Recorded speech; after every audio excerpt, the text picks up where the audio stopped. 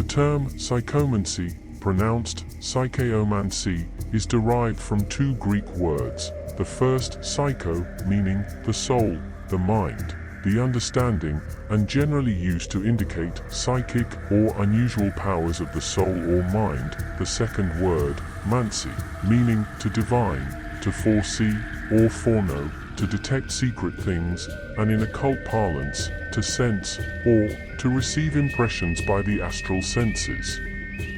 So the word, as we use it, may be said to mean psychic sensing, and in this work will be so used. The word psychomancer means one practicing psychomancy, and the word psychomantic means relating to psychomancy. The word clairvoyance is frequently used by people to designate some of the phases of psychomancy, but strictly speaking this term is incorrect when used in this sense. The true occult meaning of the word clairvoyance being transcendental vision or the perception of beings on another plane of existence, the seeing of disembodied souls, elementals, etc. And so, in this work, we shall consider the true phenomena of clairvoyance, as distinct from that of psychomancy. In this work, we shall regard as the true phenomena of psychomancy all the various phenomena known as psychometry, crystal gazing, perceiving distant scenes, a perception of past events, an indication of future events, either in the full waking state, the state of reverie, or the state of dreams. And so this work will examine, consider, and explain the various phases of phenomena above indicated. In short, the phenomena of sensing objects by means of astral senses, omitting the phenomena of clairvoyance, or seeing disembodied souls, etc., which we regard as belonging to a different phase of the general subject, and which require special consideration and examination. The majority of works upon these lines begin by an elaborate attempt to prove the reality of the phenomena in question. But we shall not fall into this error, for such we regard it. The time for the necessity of such proof is past. The records of the societies for psychical research are full of proofs and evidence, which are as full, complete and strong as ever required by any court to hang or clear a man. And the bookshelves of the libraries are full of other books, giving like proof. And, for that matter, this work is not written to convince people of the truth of this phenomena. It is intended for those who have already convinced themselves of its reality, but who wish for specific information regarding its nature, manner of manifestation, etc. Where we quote instances of the manifestation of some form of psychomantic phenomena in this work, we do so simply to illustrate the characteristics of some particular form of the phenomena, and not as corroborative proof. With this explanation, we propose plunging right into the main subject itself. There have been many attempted explanations of, and theories regarding the phenomena of psychomancy, some of which are more or less plausible, while others are quite visionary, wild, and fantastic. In this work, we shall pay no attention to those more or less ingenious guesses of the theorists, but shall, instead, give you plainly, clearly, and simply, the time-honored teachings of the advanced occultists, which teachings we believe to be the truth, tested and tried by centuries of investigation and experiment. The occult teachings inform us that in addition to the 5 physical senses possessed by man, viz., seeing, feeling, hearing, tasting, and smelling, each of which has its appropriate sense organ, every individual is also possessed of 5 astral senses, which form a part of what is known to occultists as the astral body. These astral senses, which are the astral counterparts of the 5 physical senses, operate upon what occultists call the astral plane, which is next above the physical plane, in the 7-fold scale of planes. Just as do the physical senses operate upon the physical plane, so do the astral senses operate upon the astral plane. By means of these astral senses, one may sense outside objects without the use of the physical senses usually employed. And it is through this sensing by these astral senses that the phenomena of psychomancy becomes possible. By the employment of the astral sense of seeing, the psychomancer is able to perceive occurrences, scenes, etc., at a distance sometimes almost incredibly far, to see through solid objects, to see records of past occurrences in the astral ether, and to see future scenes thrown ahead in time, like the shadows cast by material objects. Coming events cast their shadows before you have heard. By the use of the astral sense of hearing, he is able to sense sounds over immense distances and often after the passage of great periods of time, for the astral vibrations continue for many years. The astral senses of taste and smell are seldom used, although there are abundant proofs of their existence. The astral sense of feeling enables the psychomancer to become aware of certain occurrences on the astral plane, and to perceive impressions, mental and otherwise, that are being manifested at a distance. The astral sense of feeling may be explained as being rather a sense of awareness than a mere feeling, inasmuch as the psychomancer, through its channel, becomes aware of certain occurrences other than by astral sight or hearing, and yet which is not feeling, as the word is used on the physical plane. It may be well called sensing, for want of a better name, and manifests in a vague consciousness or awareness. But still we must not overlook the fact that there are many instances of true feeling on the astral plane, for instances, cases where the psychomancer actually feels the pain of another, which phenomena is commonly known as sympathetic pains, taking on the condition, etc., etc., and which are well known to all investigators as belonging to the phenomena of the astral senses. But, to understand the astral senses, one must be made acquainted with the existence of that which occultists know as the astral body. There is no point in the occult teachings better established, longer held, or more thoroughly proven than that of the existence of the astral body.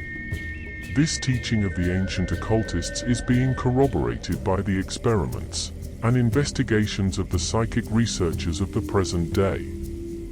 The astral body, belonging to every person, is an exact counterpart of the perfect physical body of the person. It is composed of fine ethereal matter, and is usually encased in the physical body.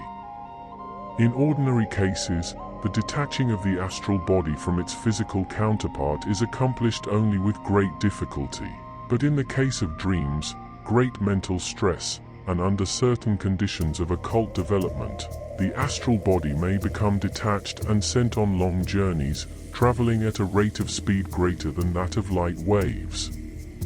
On these journeys it is always connected with the physical body by a long filmy connecting link. If this link were to become broken, the person would die instantly, but this is an almost unheard of occurrence in the ordinary planes of action.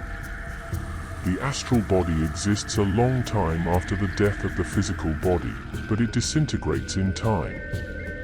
It sometimes hovers around the resting place of the physical corpse and is mistaken for the spirit of the deceased person, although really it is merely a shell or finer outer coating of the soul. The astral body of a dying person is often projected to the presence of friends and loved ones a few moments before the physical death, the phenomenon arising from the strong desire of the dying person to see and be seen. The astral body frequently travels from its physical counterpart in psychomantic phenomena and visits scenes far distant, there sensing what is occurring. It also leaves the body during what are known as psychomantic dreams, or under the influence of anesthetics, or in some of the deeper phases of hypnosis, when it visits strange scenes and places, and often holds mental conversation with other astral bodies, or else with disembodied entities. The jumbled and distorted recollections of these dreams are occasioned by the brain not having received perfect impressions transmitted to it, by reason of lack of training, development, etc., the result being like a blurred or distorted photographic plate. In order to intelligently grasp the underlying principles of the phenomena of psychomancy, and its allied subjects, you must familiarize yourself with the truth concerning the astral senses, which we have just stated. Unless you understand and accept this truth and fact, you will not be able to grasp the principles underlying the phenomena in question, but will be lost in the quagmire of idle theories and fantastic explanation, hazarded by investigators of psychic phenomena who have not made themselves acquainted with the occult teachings, which alone give the student an intelligent key to the mysteries of the astral plane. The phenomena of psychomancy, etc., may be grouped into 3 classes, each being produced by its own special class cause. In either or all cases, the impressions are received by and through the astral senses, but there are 3 distinct ways in which, and by which, these impressions are received. These ways, which we shall now proceed to consider in detail, may be classified under the following terms. 1. Sensing by the quickening of one's astral senses sufficient to perceive more clearly the etheric vibrations or currents, the auric emanations of persons and things, and similar phases of psychomancy, but which does not include the power to sense occurrences happening in distant places, nor the power to sense the records of the past, or to receive indications of the future. See Lesson 3. 2. Sensing by means of the astral tube, erected in the ether by the operation of one's will or desire, and which acts as a psychic telescope or microscope with X-ray features. See Lesson 4.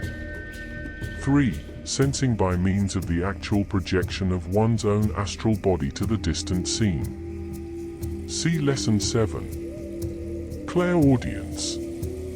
Clairaudience is a term sometimes used to indicate astral hearing. Some writers on this subject treat clairaudience as a separate class of phenomena, but we fail to see the distinction they make. It, of course, employs a different astral sense from that generally employed, but both are astral senses functioning on the astral plane, just as the physical senses of seeing and hearing function on the physical plane. And, more important, both forms of astral sensing are subject to the same laws and rules. In other words, all that is said in the lessons of this book on the subject of psychomantic vision holds equally true of clairaudience. Thus, there may be simple clairaudience, space clairaudience, past time clairaudience, future time clairaudience, etc. Also clairaudience psychometry, clairaudience through crystal gazing, etc. Psychomantic vision is the employment of the astral sight, while clairaudience is the similar employment of the astral hearing. In many cases of psychomantic vision there is an accompaniment of clairaudience, while in others it may be missing. Likewise, psychomantic vision usually accompanied clairaudience, although sometimes one may be able to hear astrally, although no seeing. You will notice that in many of the instances of psychomantic vision related in this book, there is a mention of the person hearing words or sounds, while seeing the vision. This, of course, is clairaudience. Passing to the actual practice, we desire to inform our students that the faculty of psychomancy lies dormant in every person. That is, the astral senses are present in everyone, and the possibility of their being awakened into activity is always present. The different degrees of power observable in different persons depend chiefly upon the degree of development or unfoldment, rather than upon the comparative strength of the faculties. In some persons, of certain temperaments, the astral senses are very near the manifesting point at all times. Flashes of what are considered to be intuition, premonitions, etc., are really manifestations of psychomancy in some phase. In the case of other persons, on the other hand, the astral senses are almost atrophied, so merged in materialistic thought and life are these people. The element of faith also plays an important point in this phenomena, as it does in all occult phenomena, for that matter. That is to say, that one's belief tends to open up the latent powers and faculty in man, while a corresponding disbelief tends to prevent the unfoldment or manifestation. There is a very good psychological reason for this, as all students of the subject well know. Belief and disbelief are two potent psychological factors on all planes of action. Occultists know, and teach, that the astral senses and faculties of the human race will unfold as the race progresses, at which time that which we now call psychomantic power will be a common possession of all persons, just as the use of the physical senses are to the race at the present time. In the meantime, there are persons who, not waiting for the evolution of the race, are beginning to manifest this power to a greater or lesser degree, depending much upon favorable circumstances, etc. There are many more persons in this stage of development than is generally realized.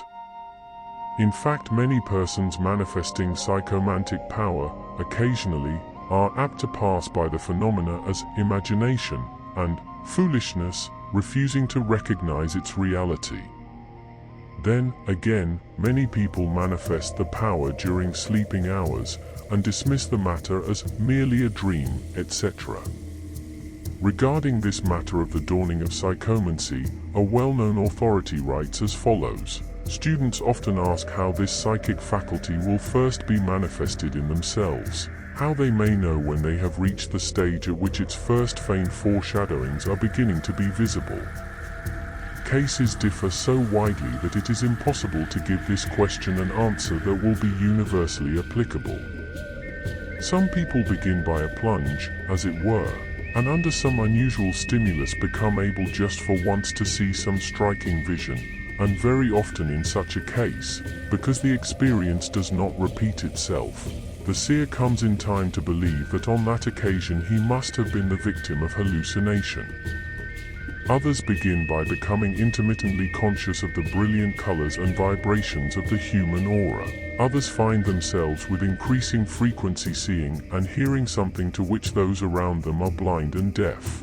Others again see faces, landscapes, or colored clouds floating before their eyes in the dark, before they sink to rest, while perhaps the commonest experience of all is that of those who begin to recollect with greater and greater clearness what they have seen and heard on other planes during sleep. Very many persons possess respectable degrees of simple psychomancy, varying from vague impressions to the full manifestation of the faculty, as described in these lessons. Such a person has intuitions, notions, presentiments, and the faculty of getting ideas regarding other persons and things, other than by the usual mental processes. Others manifest certain degrees of psychometric powers, which develop rapidly by practice. Others find themselves possessing certain degrees of power of scrying through crystals, which power, also, may be developed by practice. The phases of time psychomancy, past and future, and that of space psychomancy, in its higher degrees, are far more rare, and few persons possess them, and still fewer persist in the practice until they develop it, lack the patience, persistence, and application necessary. While it is very difficult to lay down a set method of instruction in the development of psychomantic power, owing to reasons already given, and because of the varying temperaments, etc., of students, yet there is possible a plan of giving general information, which if followed will put the student upon the right path toward future development. And this plan we shall now proceed to give the students of this little book. Concentration. In the first place, the student should cultivate the faculty of concentration. That is the power to hold the attention upon an object for some time. Very few persons possess this power, although they may think they do. The best way to develop concentration is to practice on some familiar and common object, such as a pencil, book, ornament, etc. Take up the object and study it in detail, forcing the mind to examine and consider it in every part, until every detail of the object has been observed and noted. Then lay the object aside, and a few hours after pick it up again and repeat the process, and you will be surprised to see how many points you have missed on the first trial. Repeat this until you feel that you have exhausted your object. The next day take up another object, and repeat the process. A drill of this kind will not only greatly develop the powers of perception, but will also strengthen your powers of concentration in a manner which will be of great value to you in occult development. Visualizing. The second point of development for the student is the development of the faculty of visualization. In order to visualize, you must cultivate the faculty of forming mental pictures of distant scenes, places, people, etc., until you can summon them before you at will, when you place yourself in the proper mental condition. Another plan is to place yourself in a comfortable position, and then make a mental journey to some place that you have previously visited. Prepare for the journey, and then mentally see yourself starting on your trip, then seeing all the intermediate places and points, then arriving at your destination and visiting the points of interest, etc., and then returning home. Then, later try to visit places that you have never seen, in the same way. This is not clairvoyance, but is a training of the mental faculties for the exercise of the real power. Psychometry. After you have developed yourself along the lines of concentration and visualization as above stated, you may begin to practice psychometry as follows. Take a lock of hair, or handkerchief, or ribbon, or ring, belonging to some other person, and then press it against your forehead, lightly, closing your eyes, and assuming a receptive and passive mental state. Then desire calmly that you psychometrize the past history of the object. Do not be in too much of a hurry, but await calmly for the impressions. After a while you will begin to receive impressions concerning the person owning the object pressed against your forehead. You will form a mental picture of the person, and will soon begin to receive impressions about his characteristics, etc. You may practice with a number of objects, at different times, and will gradually develop the psychometric power by such practice and experiments. Remember that you are developing what is practically a new sense, and must have perseverance and patience in educating and unfolding it. Another form of psychometric development is that of tracing the past history, surroundings, etc., of metals, minerals, etc. The process is identical to that just described. The mineral is pressed against the forehead, and with closed eyes the person awaits the psychometric impression. Some who have highly developed the faculty have been able to describe the veins of mineral, metal, etc., and to give much valuable information regarding the same, all arising from the psychic clue afforded by a sample of the rock, mineral, metal, etc. There are other cases of record, in which underground streams of water have been discovered by psychometrists, by means of the clue given by a bit of earth, stone, etc., from the surface. In this, as in the other phase mentioned, practice is the summing up of the instruction regarding development. We consider the use of the crystal glass ball, or other forms of what the ancients called the magic mirror, to be the best plan of developing psychomantic power. As we have already explained, this method serves to focus the concentrated desire, will, and thought of the person, and thereby becomes the starting point for the astral tube, of which we have frequently spoken in this work. The student becoming proficient in this class of phenomena passes by easy, gradual and natural stages to the higher and more complex phases of the subject. The magic mirror, of which the crystal is but a form, was used by the ancient occultists in developing the powers of their students, and in all countries, and in all ages, it has played a similar part in the process of developing psychic powers, and serving as a focal point for the erection and operation of the astral tube, in psychomancy and other forms of occult and psychic phenomena. At this point, we wish to tell you that there is no special virtue or magical properties or qualities in the crystal itself. It is merely an instrument for astral vision, just as the telescope, microscope and other optical instruments are instruments employed in the phenomena of physical vision. It is true that the atomic and molecular characteristics of glass, crystal, etc. tend to produce the best results. But, after all, water, ink, etc. have been, and may be similarly used. No, there is no special magic in the crystal itself, so do not allow yourself to fall into any superstition regarding its use. Various teachers use different forms of the crystal, or substitutes for it. Some of the teachers whose patrons are among the wealthier classes of the community insist upon their pupils possessing globes of pure crystal, insisting that the latter alone gives the best results. But others who have pupils among people with shorter purses have found that their pupils obtain just as good results by the use of a ball of plain glass, which is inexpensive. Others have advocated the use of watch crystals laid over a piece of black cloth, preferably velvet. Others have used polished steel objects, or pieces of polished metal of various kinds, a new silver coin, for instance. Others still have used a large drop of ink poured into a small dish, etc. Others have had cups painted black on their inner surface, into which they poured water, and claimed to have obtained the finest results.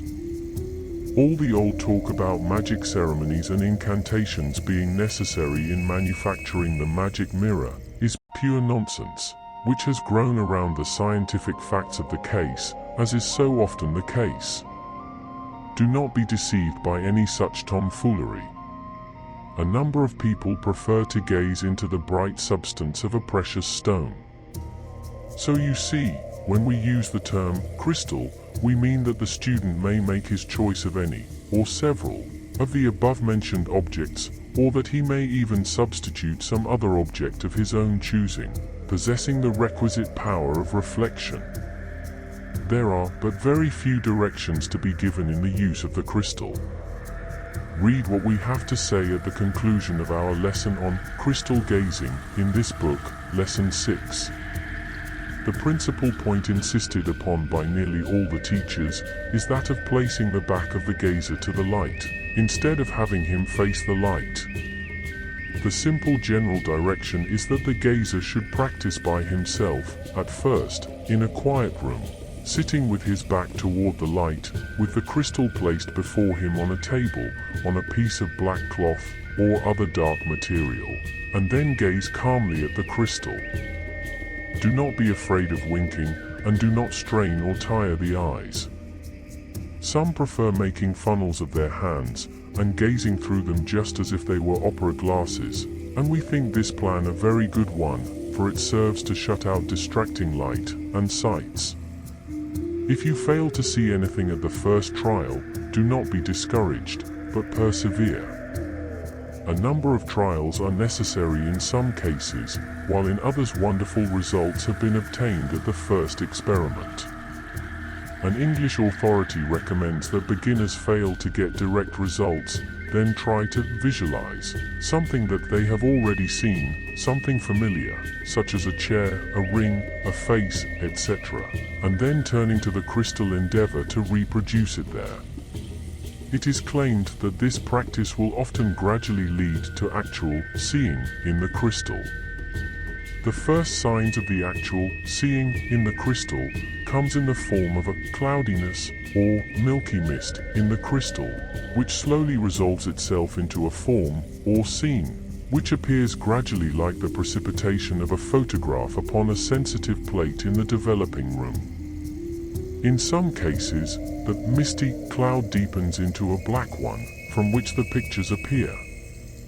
In this work, we give you a comprehensive, although condensed, account of the various phases of the phenomena of psychomancy, together with a number of instances of typical manifestations. By reading the following lessons, after having read the present one, the student will be able to gather much practical instruction on the subject of the manifestation of the power. He will be able to understand the nature and general workings of the phenomena, so that, when he undertakes the work of developing the power within himself, he will recognize the indication of his increasing power and unfolding faculties, which otherwise would be Greek to him. In order to get the very best results of instruction in this line, the student would of course do well to secure some competent instructor who could give him personal lessons. But the person who has the patience and perseverance to work the thing out for himself, as many before him have done, will obtain results nonetheless valuable because they were worked for without assistance. We feel that we have given the students of this little work such an idea of the general subject and its fundamental laws, together with such general instruction in the methods of developing and manifesting the power, that it will be one's own fault if he fails to get at least a fair degree of success from his undertaking self-development along these lines. There is no royal road to occult or psychic power, or magic word, which when once pronounced will prove an open sesame to the doors of psychomancy. And we would warn the student against persons who undertake to impart the secret upon the payment of a good sum of money. There is no secret to be so imparted. It is all a matter, first of general understanding, and then practice and work. To some it comes easier than to others, but even to such, the higher degrees mean work and practice. We trust that we have given you food for thought and material for practice.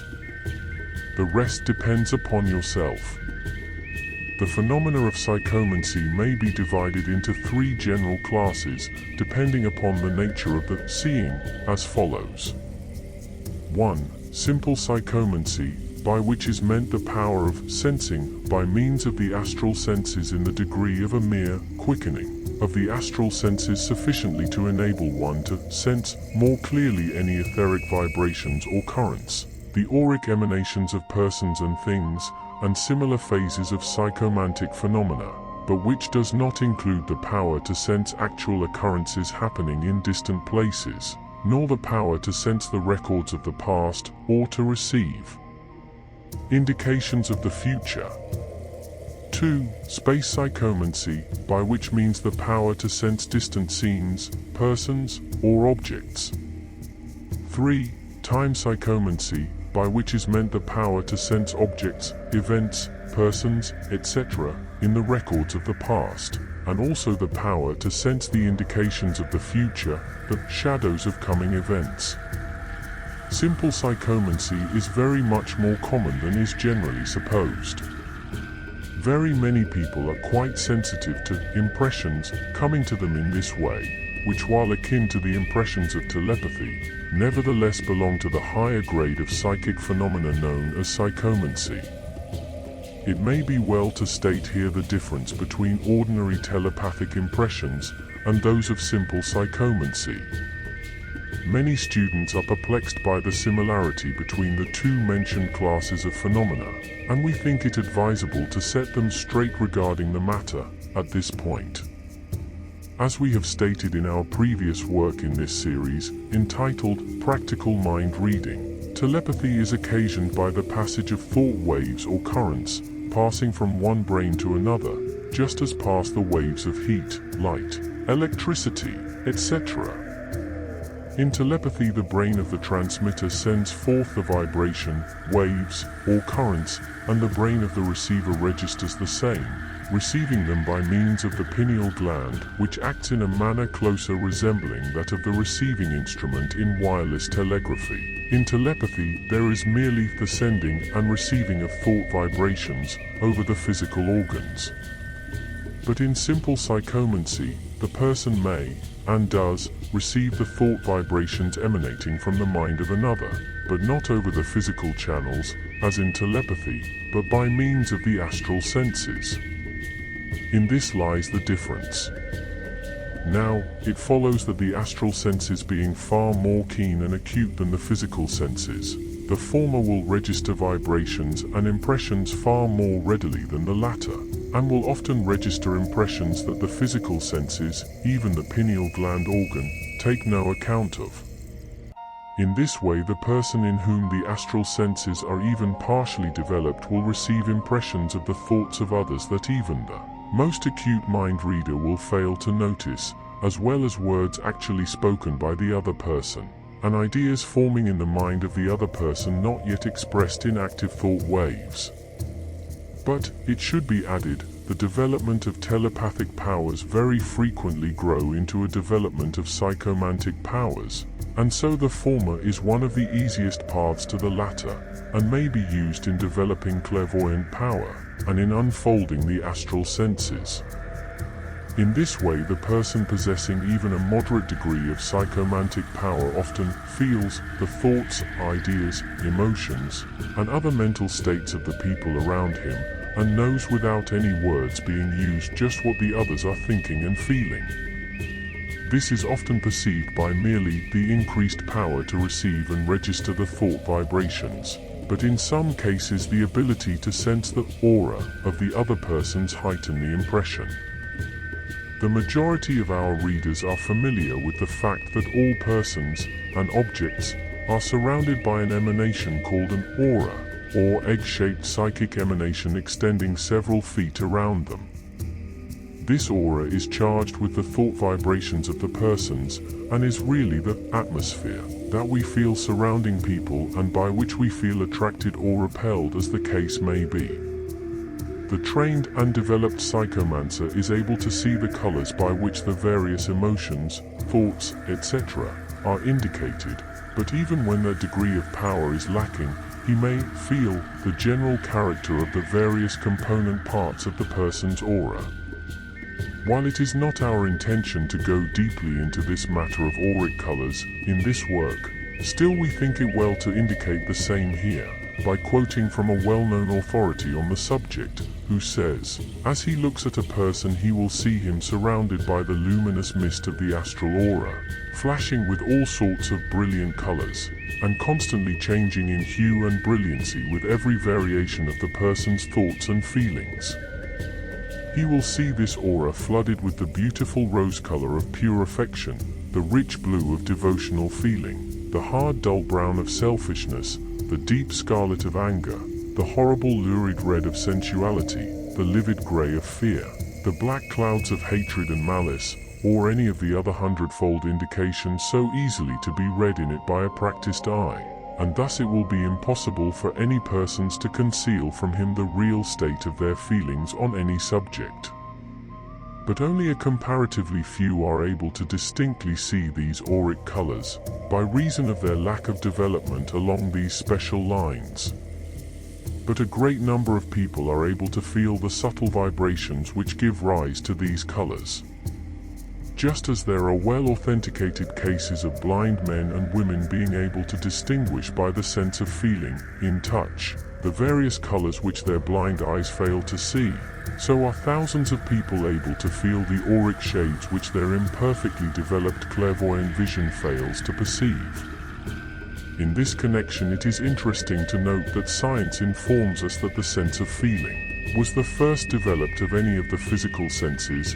In fact, all the other senses are developments of, and extensions of, the original sense of feeling. And there is a close correspondence between this phenomena of the physical senses and that of the astral senses.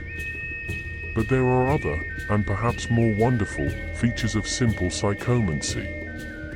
It is a well-established scientific fact that nearly, if not indeed all, objects are constantly emanating streams of radiant energy, or streams of electrons as they are called by some. The delicate instruments of science are able to detect and register some of the coarser vibrations of this energy, but the more delicate ones have so far escaped them. But the astral senses of the developed psychomancer register and record many of the finer vibrations, and in this way many so-called miracles of occultism are explained. Let us examine this phenomena at this point. It becomes apparent to any student of the subject early in his investigations that the psychomancer is able to see things hidden by other objects and often surrounded by the densest matter.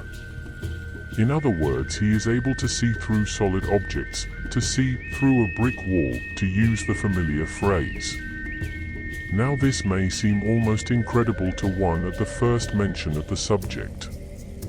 But when the skeptic's attention is called to the fact that the X-rays and similar forms of energy recently discovered by science readily pierce through solid objects and may be actually seen by the eye, aided by the proper instruments, or recorded on a photographic plate, then the impossible feat of seeing through a brick wall becomes a very simple, understandable matter indeed. And in an almost identical manner the psychomancer sees through solid object, and the most solid material becomes transparent to his astral sight. The fine streams or waves of energy constantly being emanated by all objects, which are invisible to the naked physical eye, are registered and recorded by the astral sense of sight. The psychomancer, even by means of the comparatively elementary power of simple psychomancy, is able to see what is going on in an adjoining room or other nearby place, to read the contents of a sealed letter, to describe the contents of a locked, steel book, or to read a chosen passage in a closed book. To the developed and trained psychomancer, when he concentrates his power, the solid ground over which he is walking becomes transparent, and he is able to see down into its depths to a considerable distance. In this way he may see living underground creatures at work and play, and to discover veins of mineral, coal, etc., or underground streams of water. In these cases the clairvoyant does not travel in the astral, but merely receives and perceives the subtle vibrations or streams of fine energy, constantly being emanated by the objects. Some clairvoyants have developed certain other less common faculties of astral sight, which give the telescopic and microscopic vision in these cases, in addition to the main faculty of seeing things through solid coverings. The question will naturally arise in the mind of the student, whether there is any limit to the depths open to the astral sight of the psychomancer in this phase of the phenomena, as for instance when he is looking into the solid earth. It may be urged that as objects at immense distances underground emanate rays just as truly as do objects nearer the surface, then there should be no difference in the power of vision. Answering this question, we would say that the same objection and obstacle arises in this case, as in the corresponding physical phenomena, such as the X-rays. While a far distant object emits rays just as well as a nearby one, still there is a loss of energy according to distance, and the astral sense, like the physical sense, fails to clearly register after a certain distance is attained. This distance varies in the case of different persons using their astral vision, just as it does in the case of the different degrees of eyesight possessed by various persons. And then again, it must not be supposed that the earth becomes as clear as glass to the astral vision. On the contrary, it presents a similar appearance to that obtained when one is seeing objects through water or mist with the physical eye. One can see quite a way through water or mist with the physical eye, but after a certain distance the impressions grow dim and finally fade from view. Of course, in the case of the erecting of the astral tube better results may be obtained, but this phenomena belongs to the class of space psychomancy. There is another power open to the psychomancer along the lines of simple psychomancy. We refer to the phenomena of seeing into the physical bodies of other people, examining the internal organs, diagnosing diseases, etc.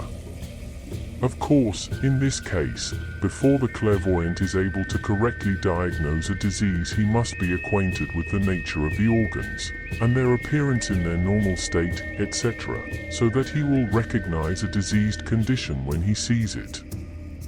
One must have an acquaintance with anatomy and physiology, as well as possessing trained psychomantic powers for this work. The term, the astral tube, is frequently met within the writings of occultists, but you will find very little more than a mention of it in many of such works, the proverbial caution of the older writers having acted in the direction of preventing their entering into a fuller description or explanation, for fear of the information falling into improper hands.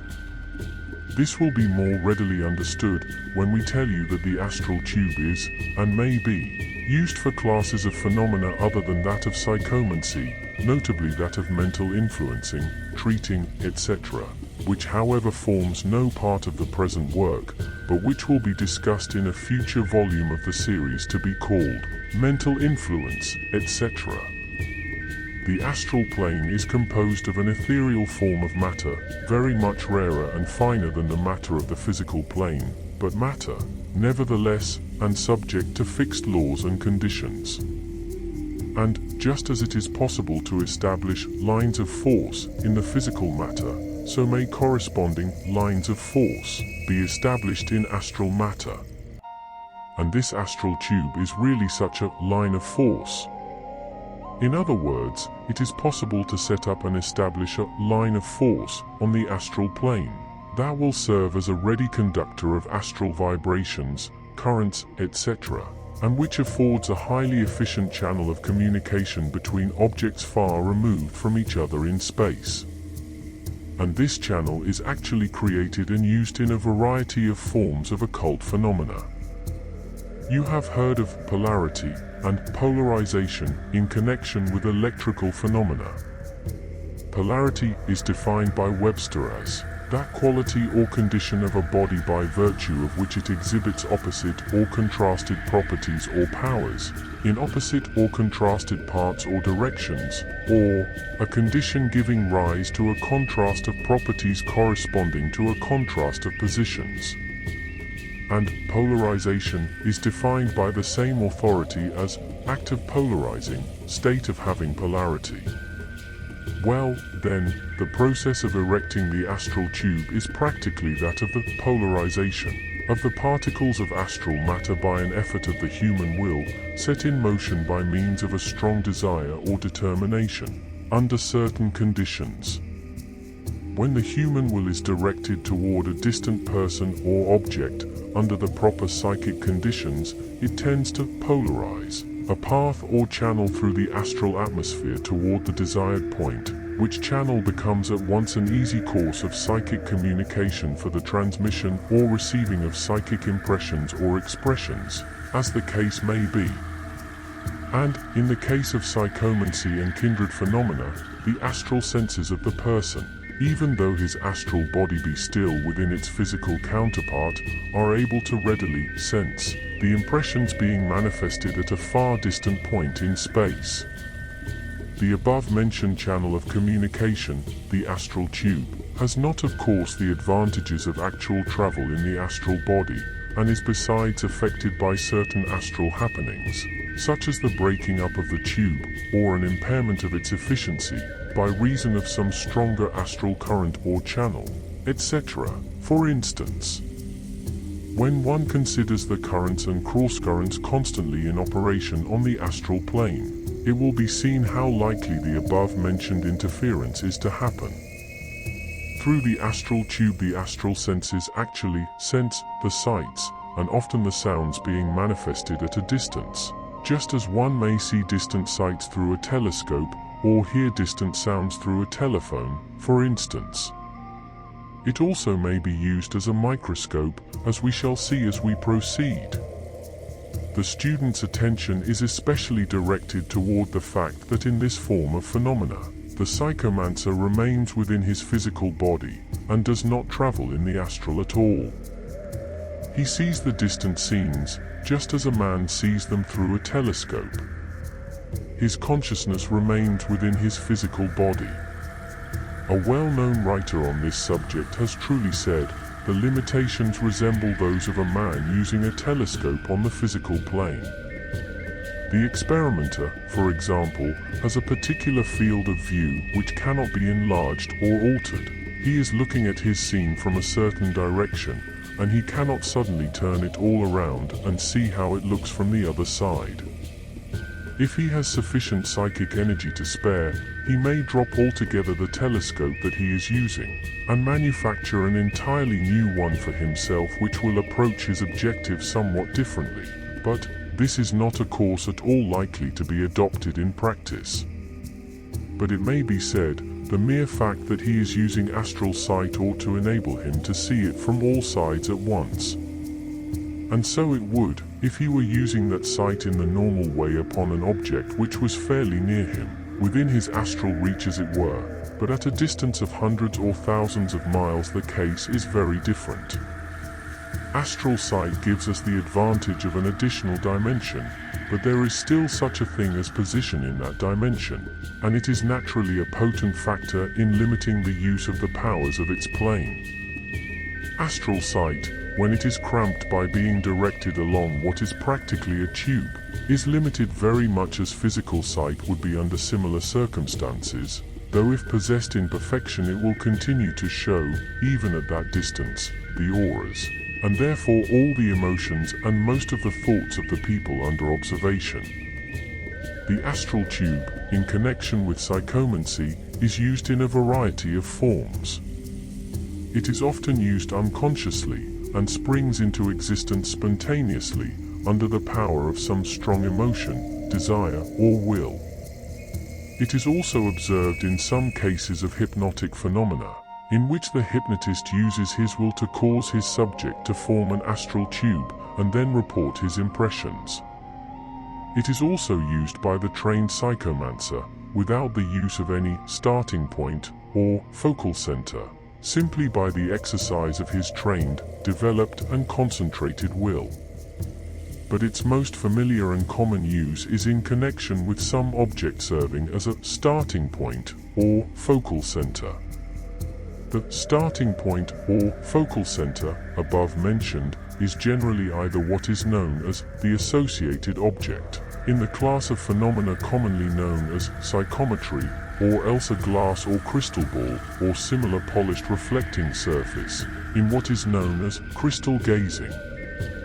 In the two next succeeding lessons, we shall consider these two forms of phenomena, respectively. The phenomena commonly known as psychometry is but one phase of psychomancy, or it even may be said to be but a method employed to bring into action the astral senses. The psychometrist merely gets into rapport with the distant scene, or period of time, or person, or object. By using some bit of physical material associated with that scene, time, person, objects, etc., in order to open up communications along the usual lines of psychomancy. This has been compared to the use of objects associated with a thing in the case of memory. We all know how the sight of some object will recall at once memories of things long since forgotten to all appearances, but which memories have been merely stored away in the great storehouse of the mind, to be recalled readily when the association is furnished. What association is in the case of memory, so is the material object presented as the associated object in psychometry. The occult teachings inform us that there is a psychic connection ever existing between things once associated, and that when we throw ourselves into the psychic current surrounding an object we may readily follow the current back until we reach the associated object for which we are seeking on the astral plane. In the Akashic records, see Lesson 9, all memories are registered and recorded, and if we have a good starting point, we may travel back until we find that which we desire. In the same way that associated object furnishes us with a ready means of starting our astral tube into being and use. This is the secret of the use of the lock of hair, the bit of clothing, the piece of metal or mineral, etc., used by psychometrists. A well-known authority on the subject has said concerning psychometry, it may be asked how it is possible, amid the bewildering confusion of these records of the past, to find any particular picture when it is wanted. As a matter of fact, the untrained psychic usually cannot do so without some special link to put him in rapport with the subject required. Psychometry is an instance in point, and it is quite probable that our ordinary memory is really only another presentment of the same idea. It seems as though there were a sort of magnetic attachment or affinity between any particle of matter and the record which contains its history, an affinity which enables it to act as a kind of conductor between the record and the faculties of anyone who can read it. For instance, I once brought from Stonehenge a tiny fragment of stone, not larger than a pin's head, and on putting this into an envelope and handing it to a psychometrist who had no idea what it was, she at once began to describe the wonderful ruin from which it came, and the desolate country surrounding it, and then went on to picture vividly what were evidently scenes from its early history, showing that the infinitesimal fragment had been sufficient to put her into communication with the records connected with the spot from which it came. The scenes through which we pass in the course of our life seem to act in the same manner upon the cells of our brain, as did the history of Stonehenge upon that particle of stone.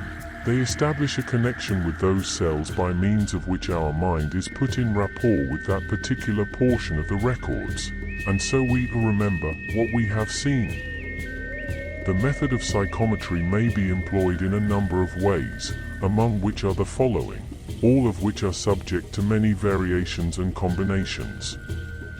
1. Locating a person by means of a lock of hair, article of clothing, handkerchief, ribbon, piece of jewelry, bit of writing, etc. In this manner not only may a good psychometrist locate the person, but will also be able to give an idea of his characteristics, habits, health, etc. 2. Describing a person's characteristics, past life, future, etc., by means of the rapport condition made possible by the person's presence. 3. Describing a present distant scene by means of a bit of mineral, plant, or similar object once located at the place. 4. Describing the surrounding underground characteristics by means of a bit of mineral, etc. 5. Getting into touch with the past history of an object, or its surroundings, by means of the object itself. For instance, a bullet from the battlefield may give the history of the battle, a bit of ancient pottery, the characteristics and habits of the people who made or used it, as well as the appearance of the land in which they dwell, etc. In all of these phases, with their variations and combinations, the student will see the operation of the phenomena under the various heads as classified by us in this work. Each occurrence or manifestation will be found to fit into the class of simple psychomancy, space psychomancy, past time psychomancy, or future time psychomancy. There has been a great revival of interest in the subject of crystal gazing, particularly in England, of late years, and many interesting accounts have appeared in the papers and magazines regarding the results of the experiments. But the majority of the writers on the subject persist in treating it as a thing separate and apart from other forms of psychomancy. In fact, many of them ignore psychomancy altogether and are apparently under the impression that there is no connection between it and their favorite subject of crystal gazing. This attitude is somewhat amusing to persons who have made a careful study of psychic phenomena, and who know that crystal gazing is not a distinct phenomenon, but is merely a method of bringing into action the psychomantic faculties. In many respects the crystal acts in a manner akin to that of the associated object in psychometry, but there is one point of distinction which should not be overlooked by the student. The associated object gives to the psychometrist a starting point for the astral tube, and also serves to point the astral telescope, if one may use the term, in the right direction, by reason of its affinity with the distant scene, etc. But the crystal does not so act, for it is not closely allied to, or in sympathy with other things, when used in the ordinary manner. Instead of being the eye lens of the telescope, it is really a magic mirror, which is turned first this way and that, and which reflects whatever comes within its field, just as does any other mirror. The trained and developed psychomancer, however, may direct his mirror to any desired point, and may hold it there by means of a concentrated will. The favor with which crystal gazing meets with at the hands of beginners is due to the fact that it is the easiest method known by which the astral vision may be awakened. With the majority of people, the power may be awakened only by the aid of some physical object, which may act as a starting point for the astral tube, or as one writer has expressed it, a convenient focus for the willpower. A number of objects may be so employed, but the crystal or glass ball is the best for the purpose because of certain atomic and molecular arrangements which tend to promote the manifestation of the psychic power and faculties. Crystal gazing, as a method for inducing psychomantic vision, has been quite common among all peoples, in all times. Not only the crystal but many other objects are similarly used. In Australia the native priests use water and shining objects, or in some cases, flame. In New Zealand some of the natives use a drop of blood. The Fijians fill a hole with water and gaze into it. Some South American tribes use the polished surface of a black stone. The American Indians used water and shining bits of flint or quartz. And so the story goes. As Lang states it, people stare into a crystal ball, a cup, a mirror, a blot of ink, Egypt and India, a drop of blood. The Maoris of New Zealand, a bowl of water, American Indians, a pond, Roman and African, water in a glass bowl, fez, or almost any polished surface, etc. We quote a typical case of crystal gazing, related by Mr. Andrew Langwich. He says, "I had given a glass ball to a young lady, Miss Bailey, who had scarcely any success with it. She lent it to Miss Leslie, who saw a large, square, old-fashioned red sofa covered with muslin, which she afterward found in the next country house she visited. Miss Bailey's brother, a young athlete, laughed at these experiments, took the ball into his study, and came back looking gash. He admitted that he had seen a vision, somebody he knew, under a lamp. He said he would discover during the week whether he saw right or not. This was at 5:30 on a Sunday afternoon. On Tuesday, Mr. Bailey was at a dance in a town 40 miles from his home, and met a Miss Preston. On Sunday, he said, about 5:30, you were sitting under a standard lamp, in a dress I never saw you wear, a blue blouse with lace over the shoulders, pouring out tea for a man in blue serge, whose back was towards me, so that I only saw the tip of his moustache." "Why, the blinds must have been up," said Miss Preston. "I was at Dulby," said Mr. Bailey, and he undeniably was. Stead relates the following experience with the crystal. Miss X, upon looking into the crystal on 2 occasions as a test, to see if she could see men when she was several miles off, saw not me, but a different friend of mine on each occasion. She had never seen either of my friends before, but immediately identified them both on seeing them afterward at my office.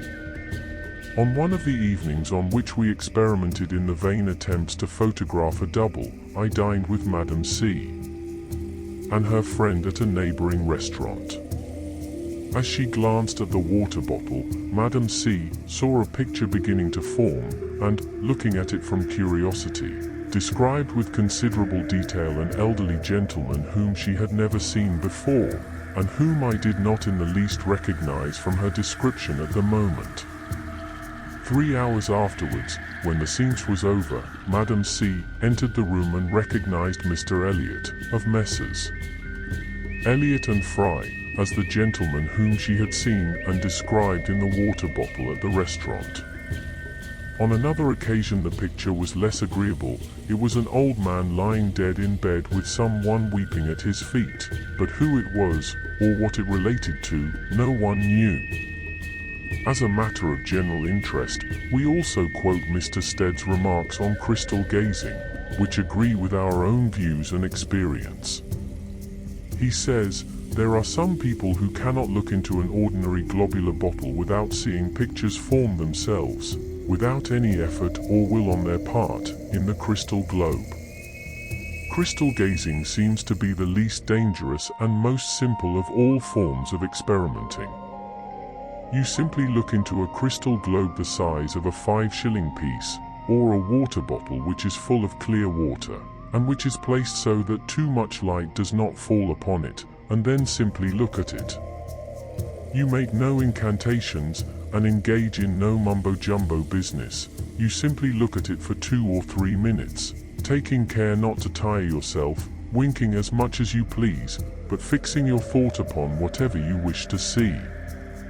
Then, if you have the faculty, the glass will cloud over with a milky mist, and in the center the image is gradually precipitated in just the same way as a photograph forms on the sensitive plate. See Lesson 2 for further particulars on crystal gazing and suggestions for the successful development of the power. In our last 3 lessons we considered that class of psychomancy arising from the erection and employment of the astral tube. In the present lesson we pass to a consideration of the 3rd class of phenomena, namely, that occasioned by the actual projection of one's astral body to distant points. In this class of phenomena the consciousness of the person does not remain within the physical organism, but is actually projected along with the astral body to the point being psychically viewed or examined. This form of psychomancy is, of course, a higher degree of manifestation than the class previously described. Here physical consciousness is temporarily suspended, perhaps for but a moment or so, and the astral body containing the consciousness of the individual is projected to some point, perhaps far distant, with the rapidity of thought, where it examines objects there situated, receiving sensations through and by means of the astral senses. This phenomena may arise while the person is in a trance, or sleep, etc., or else in a moment of concentrated abstraction, when one is daydreaming, in a brown study, or wrapped in thought, as the familiar terms run. When he returns to his physical body he comes to himself, and what he has seen or heard seems to him like a daydream or fantasy, unless he be a trained seer, in which case the 2 planes of consciousness will be closely related, and almost continuous. Besides the more familiar phases of this class of phenomena, there are wonderful possibilities open for the developed psychomancer along these lines. As a leading writer on this subject has said concerning it, he has also the immense advantage of being able to take part, as it were, in the scenes which come before his eyes. If, in addition, he can learn how to materialize himself, he will be able to take part in physical events or conversations at a distance, and to show himself to an absent friend at will. The trained experimenter along these lines has also the advantage of being able to search about on the astral plane for what he desires to find or locate. He is able to direct his astral body to definite places, either by means similar to finding one's way on the physical plane, or else by following up the psychic clue afforded by a piece of clothing, a lock of hair, a piece of stone, or some other object connected with the person or place desired, by means of a higher form of psychometry. Of course, the person whose powers are not so highly developed is not able to have such control over his astral body, or to manifest such a degree of trained power. He is like a child learning to walk or read. He is awkward, and must learn to direct his movements.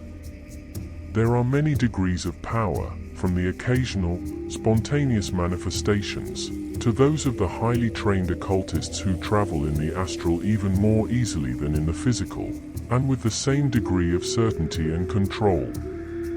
The pages of reliable works on occultism and psychic research are filled with illustrations and examples of cases along these lines, in which the astral body of persons have traveled to distant scenes, and have reported occurrences and scenes witnessed there, sometimes materializing so as to be seen by the persons in the places visited. We herewith mention a few of these cases in order to illustrate the principle. A well-known example is that of the Philadelphian, mentioned by the German writer Jung Stilling and quoted by some English writers. The man in question was a well-known character, respected, of good reputation and steady habits. He had the reputation of possessing psychomantic powers, which he sometimes manifested for the benefit of friends and others. He was once consulted by the wife of a sea captain, whose husband was on a voyage to Europe and Africa, and whose vessel had been long overdue, and from whom no tidings had been received for a long time. The psychomancer listened to the story of the anxious and distressed wife, and then excused himself from the room for a short time, retiring into an adjoining room. Becoming alarmed at his continued absence from the room, the lady quietly opened the connecting door and peeped in the second room, where much to her surprise and alarm she saw the old man lying on a couch, showing all the appearances of death. She waited in great alarm for a long time, when he aroused himself and returned to her. He told her that he had visited her husband in a coffee house in London, and gave her the reasons for his not having written, adding that he would soon return to Philadelphia. When the husband finally returned, his wife questioned him regarding the matter, and he informed her that the reasons given by the psychomancer were correct in every detail. Upon being taken into the presence of the man, the old sea captain uttered an exclamation of surprise, saying that he had seen the man on a certain day in a coffee house in London, and that the man had told him that his wife was worried about him, and that he had answered the man, saying that he had been prevented from writing for certain reasons, and that he was on the very eve of setting sail for America. He said that he had then lost sight of the stranger suddenly. W.T. Stead relates the case of a lady of his acquaintance who has spontaneously developed the power to travel in her astral body, and to materialize the same unconsciously. She became a source of great worry and distress to many of her friends, to whom she would pay unexpected and involuntary visits, frightening them out of their wits by the materialization of what they supposed must be the ghost of the lady, whom they thought must have died suddenly. The occurrences, however, became so frequent that her friends at last became familiar with the nature of the appearances, and viewed them with merely great interest and wonder. The English Society for Psychical Research have several hundred well-authenticated instances of such appearances in their published records. One of the well-known cases is that of a gentleman described as S.H. B., a member of the London Stock Exchange, and a man of considerable business note. He relates his story as follows. One Sunday night in November, 1881, I was in Kildare Gardens, when I willed very strongly that I would visit in the spirit two lady friends, the Mrs. V., who were living 3 miles off, in her Garth Road. I willed that I should do this at 1 o'clock in the morning, and having willed it, I went to sleep. Next Thursday, when I first met my friends, the elder lady told me she woke up and saw my apparition advancing to her bedside. She screamed and woke her sister, who also saw me. A signed statement of the two sisters accompanies this statement, both ladies fixing the time at 1 o'clock, and saying that Mr. B. wore evening dress. Again, on December 1st, 1882, I was at Southall. At 9:30, I sat down to endeavour to fix my mind so strongly upon the interior of a house at Kew, where Miss V. and her sister lived, that I seemed to be actually in the house. I was conscious, but was in a kind of mesmeric sleep. When I went to bed that night, I willed to be in the front bedroom of that house at Kew at 12, and to make my presence felt by the inmates. Next day, I went to Kew. Miss V.'s married sister told me, without any prompting from me, that she had seen me in the passage going from one room to another at 9:30 o'clock, and that at 12, when she was wide awake, she saw me come to the front bedroom, where she slept, and take her hair, which is very long, into my hand. She said I then took her hand and gazed into the palm intently. She said, "You need not look at the lines, for I never had any trouble." She then woke her sister. When Mrs. L told me this, I took out the entry that I had made the previous night and read it to her. Mrs. L is quite sure she was not dreaming. She had only seen me once before, 2 years previously, at a fancy ball. Again, on March 22, 1884, I wrote to Mr. Gurney of the Psychical Research Society, telling him I was going to make my presence felt by Miss V at 44 Norland Square at midnight. 10 days afterwards, I saw Miss V when she voluntarily told me that on Saturday at midnight she distinctly saw me when she was quite wide awake. We have related these accounts in order to show instances of the appearance of a materialized astral body. But we must remember that these cases of materialization are very rare as compared to the cases of astral projection, without materialization, in ordinary clairvoyance. And yet the phenomena is practically the same in both instances, leaving out the phase of materialization.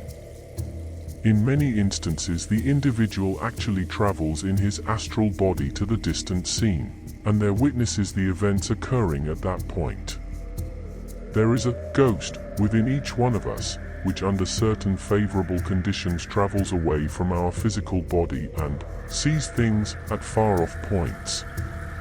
Under certain other conditions it materializes and is visible to others, but in the majority of cases it merely sees, without being seen. The psychomancer, in this phase of the phenomena, actually travels from the location of the physical body to the other points desired, and reports what he or she sees and hears there. Astral projection is frequently developed by faithful practice of, and demonstration of, the simpler forms of psychomancy. It is all a matter of successive steps of development. As we stated in previous lessons, space psychomancy is the exercise of the faculty in the direction of perceiving far distant scenes, persons, objects, etc. Of course, there is really an exercise of space psychomancy in some instances of simple psychomancy. But we make the distinction because in the case of objects seen by simple psychomancy at some little distance from the observer, the impression is received by means of the rays, or vibrations from the objects themselves, by means of the developed astral senses, acting in a simple manner, while in the case of space psychomancy, in the technical sense of the term, the impression is received by means of either the erection of the astral tube, or else by the actual projection of the consciousness in the astral body, the latter being an actual visiting of the scene. A little illustration may perhaps make the above distinction clearer. Let us suppose a man on the physical plane with ordinary eyesight. Such a man could not see an object beyond the average distance of vision, and he would be like a person devoid of psychomantic powers. Then let us suppose a man of extraordinary visual powers, such as many hunters or seafaring men. Such a one could see things invisible to the first man, and would thus resemble the person manifesting simple psychomancy. Then let us suppose a third man, using a telescope. This man could see things that neither of the other two could perceive, and he would thus resemble the person manifesting along the lines of space psychomancy by means of the astral tube.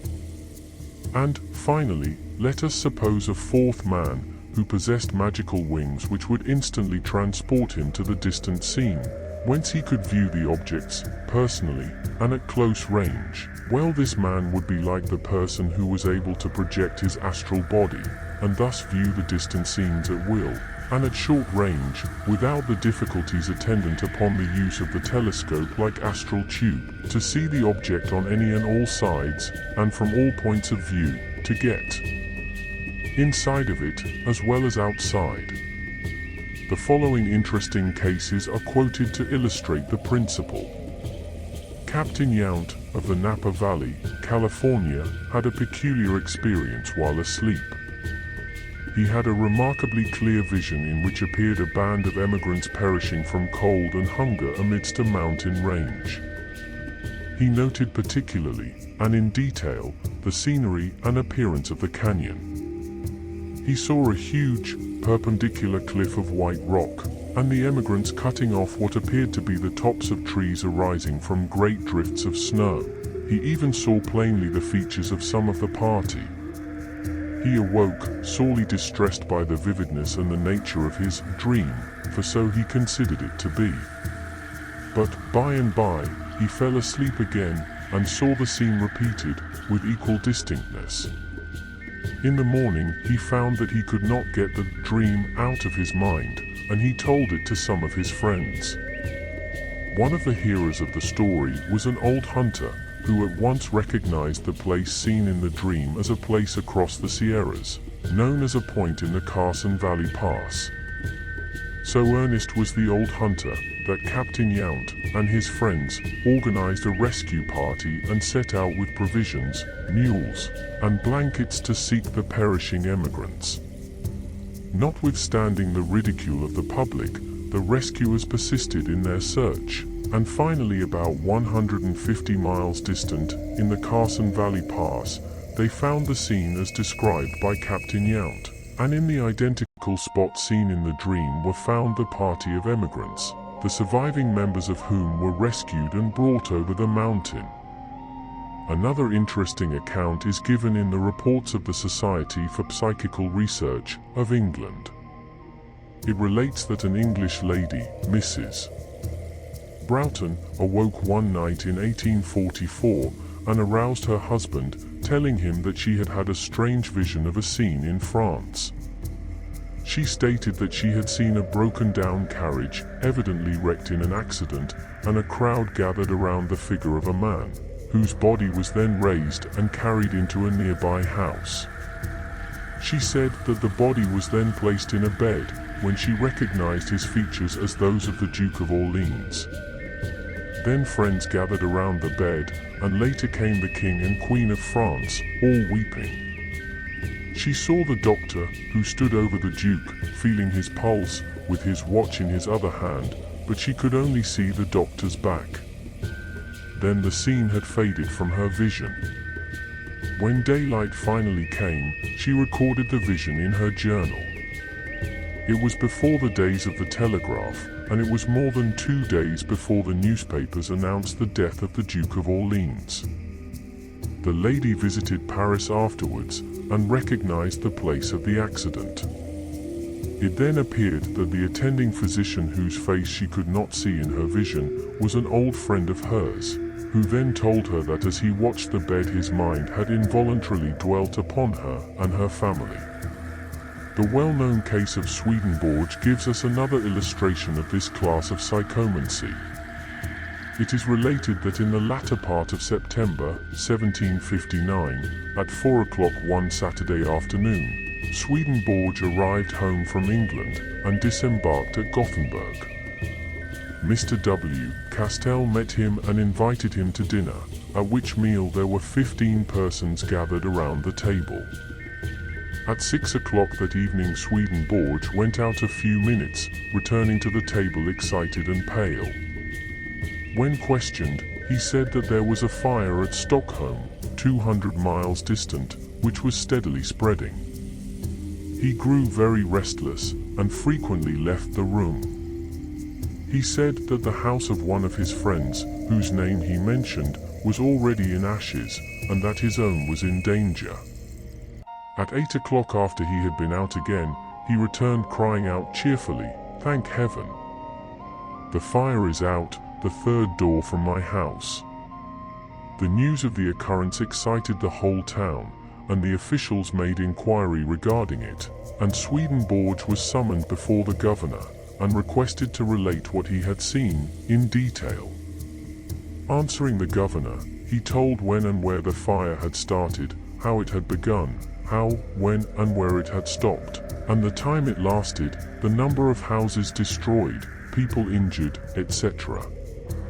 On the following Monday morning a courier arrived from Stockholm, bringing news of the fire, having left the town while it was still burning. On the next day after, Tuesday morning, another courier arrived at the governor's palace with a full report of the fire, which corresponded precisely with the vision of Swedenborg. The fire had stopped precisely at 8 o'clock, the minute that Swedenborg had announced it to the company. Stead relates the following instance of this class of psychomancy, which was told to him by the wife of a dean of the Episcopal Church. The lady said, "I was staying in Virginia, some 100 miles away from home, when one morning about 11 o'clock, I felt an overpowering sleepiness, which was quite unusual, and which caused me to lie down. In my sleep I saw quite distinctly my home in Richmond in flames. The fire had broken out in one wing of the house, which I saw with dismay was where I kept all my best dresses. The people were all trying to check the flames, but it was no use. My husband was there, walking about before the burning house, carrying a portrait in his hand. Everything was quite clear and distinct, exactly as if I had actually been present and seen everything. After a time I woke up and went downstairs, told my friends the strange dream that I had had. They laughed at me, and made such a game of my vision that I did my best to think no more about it. As I was traveling around, a day or two passed, and when Sunday came I found myself in a church where some relatives were worshipping. When I entered the pew they looked rather strange, and as soon as the service was over I asked them what was the matter. "Don't be alarmed," they said, "there is nothing serious." Then they handed me a postcard from my husband which simply said, "House burned out, covered by insurance." The day was the date upon which my dream occurred. I hastened home, and then I learned that everything had happened exactly as I had seen it. The fire had broken out in the wing I had seen blazing. My clothes were all burnt, and the oddest thing about it was that my husband, having rescued a favorite picture from the burning building, had carried it about among the crowd for some time before he could find a place in which to put it safely. A well-authenticated case is that of the wreck of the ship Strathmore. Stead relates the story as follows. The father of a son who had sailed in the Strathmore, an emigrant ship outbound from Clyde, saw one night the ship foundering amid the waves, and saw that his son, with some others, had escaped safely to a desert island near which the wreck had taken place. He was so much impressed by this vision that he wrote to the owner of the Strathmore, telling him what he had seen. His information was scouted, but after a while the Strathmore became overdue, and the owner became uneasy. Day followed day, and still no tidings of the missing ship. Then, like Pharaoh's butler, the owner remembered his sins one day, and hunted up the letter describing the vision. It supplied at least a theory to account for the vessel's disappearance. All outward-bound ships were requested to look out for any survivors on the island indicated in the vision. These orders being obeyed, the survivors of the Strathmore were found exactly where the father had seen them. Another interesting case is reported by the society previously mentioned. It reports that Dr. Golinsky, a physician of Kremenchug, Russia, was taking an after-dinner nap in the afternoon, about 3:30 o'clock. He had a vision in which he saw himself called out on a professional visit, which took him to a little room with dark hangings. To the right of the door he saw a chest of drawers, upon which rested a little paraffin lamp of special pattern, different from anything he had ever seen before. On the left of the door, he saw a woman suffering from a severe hemorrhage. He then saw himself giving her professional treatment. Then he awoke, suddenly, and saw that it was just 4:30 o'clock. Then comes the strange sequel. Within 10 minutes after he awoke, he was called out on a professional visit, and on entering the bedroom he saw all the details that had appeared to him in his vision. There was the chest of drawers, there was the peculiar lamp, there was the woman on the bed suffering from the hemorrhage. Upon inquiry, he found that she had grown worse between 3 and 4 o'clock, and had anxiously desired that he come to her about that time, finally dispatching a messenger for him at 4:30, the moment at which he awoke. We could fill page after page with these interesting and well-authenticated instances, but our lack of space prevents.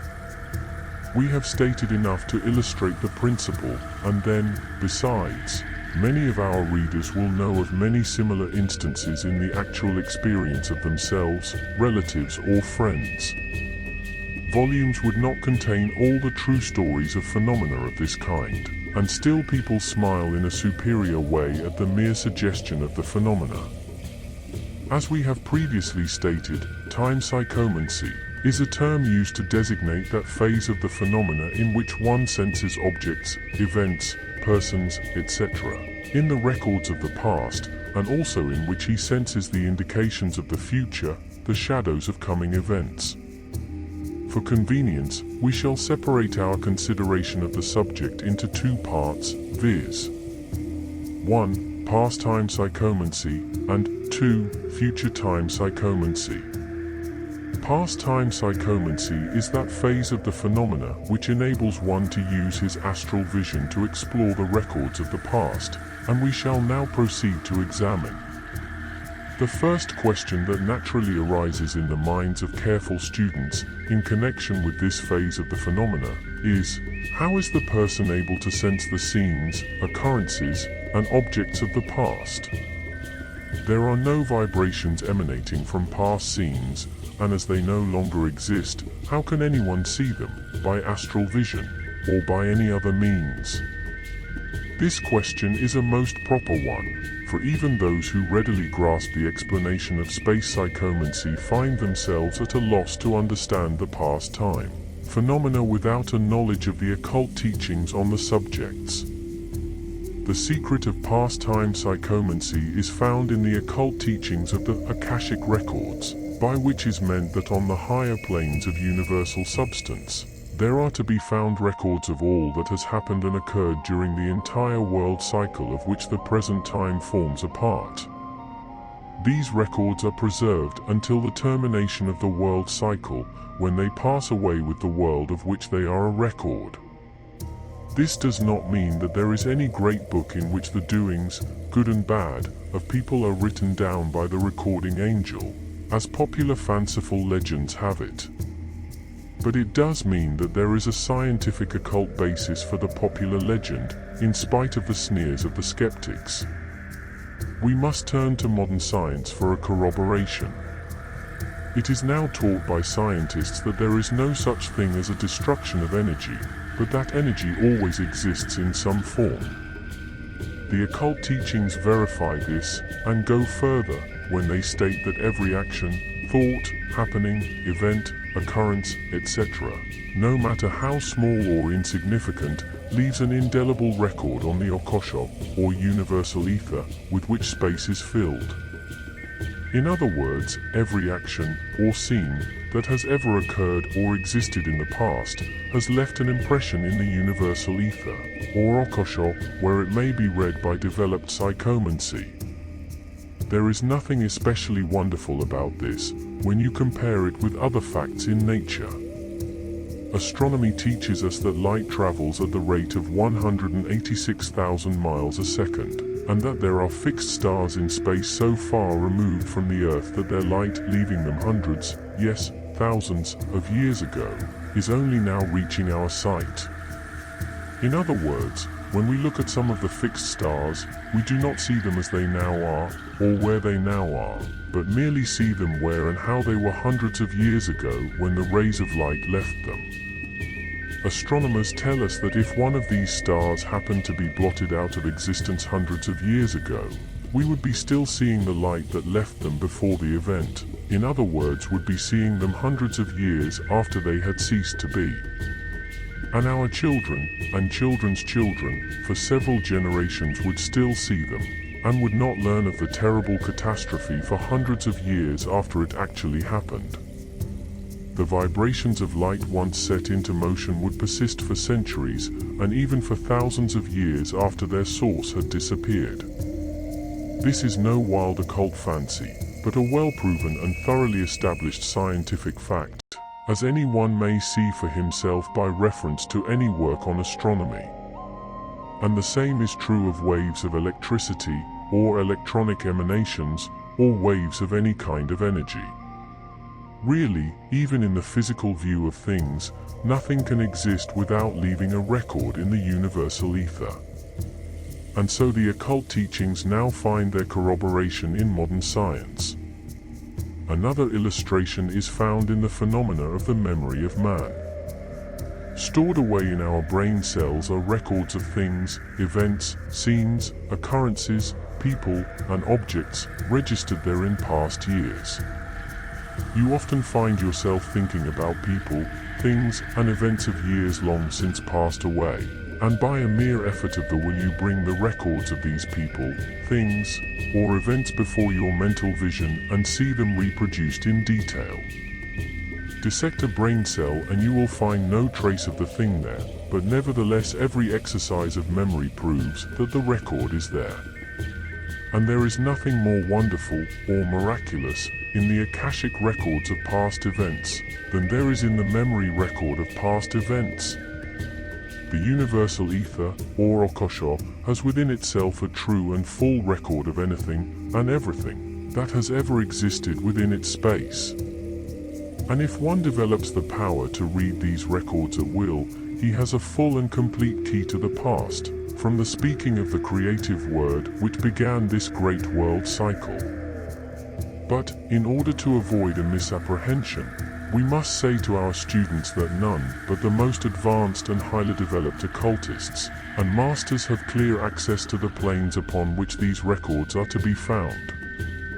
The majority of psychomancers merely see on the lower astral plane a reflection of the Akashic records, which reflection may be compared to the reflection of the trees and landscape in a pond of water, which of course is often more or less imperfect, distorted and disturbed by the ripples and waves occasioned by the passing breezes, and sometimes being made muddy and clouded. The records of the past, open to the average psychomancer, are merely reflections of records, which are apt to be more or less distorted, or cloudy, by reason of the disturbances of the surface of the reflecting medium. This is a brief and simple statement of an important occult scientific truth, which would require volumes to explain technically. The illustration of the reflecting surface of the water, however, is so true to the real facts that the student may confidently adopt the same as his mental image of the phenomena of past time psychomancy. In actual practice, we find the phenomena of past time psychomancy manifested principally along the line of psychometry and crystal gazing, the consideration of which phases of phenomena has been made in previous lessons in this book. There are to be found, however, many instances of at least a partial manifestation of this phase of power among individuals in everyday life, who when meeting a person frequently get impressions, more or less correct, of his or her past life, past scenes, etc. The German writer, Chock, in his autobiography, writes as follows regarding this power of past time psychomancy possessed by him, and which was often set into operation when he came into the presence of strangers for the first time. He states, "It has happened to me sometimes, on my first meeting with strangers, as I silently listened to their discourse, that their former life, with many trifling circumstances therewith connected, or frequently some particular scene in that life, has passed quite involuntarily, and, as it were, dreamlike, yet perfectly distinct, before me. During this time I usually feel so entirely absorbed in the contemplation of the stranger's life, that at last I no longer see clearly the face of the unknown wherein I undesignedly read, nor distinctly hear the voices of the speakers, which before served in some measure as a commentary on the text of their features. For a long time I held such visions as delusions of the fancy, and the more so as they showed me even the dress and emotions of the actors, rooms, furniture, and other accessories, but I soon discovered otherwise. On one occasion, in a gay mood, I narrated to my family the secret history of a seamstress who had just before quitted the room. I had never seen the young woman before.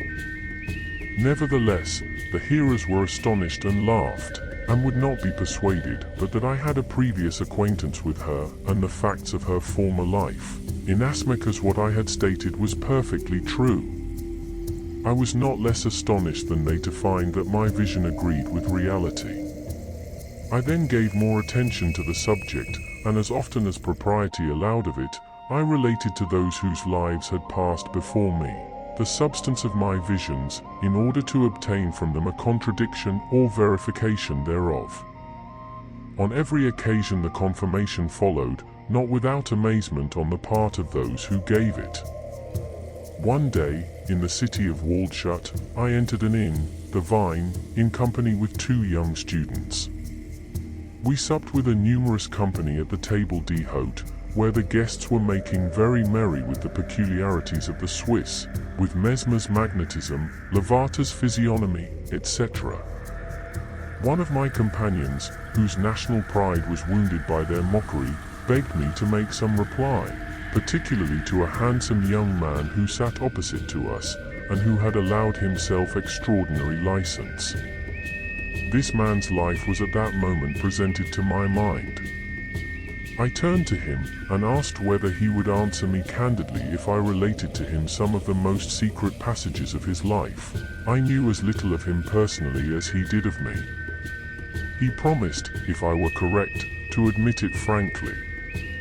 I then related what my vision had shown me, and the whole company was made acquainted with the private history of the young merchant, his school years, his youthful errors, and, lastly, with a fault committed in reference to the strongbox of his principal. I described the uninhabited room with whitened walls, where, to the right of the brown door, on a table, stood a black money box, etc.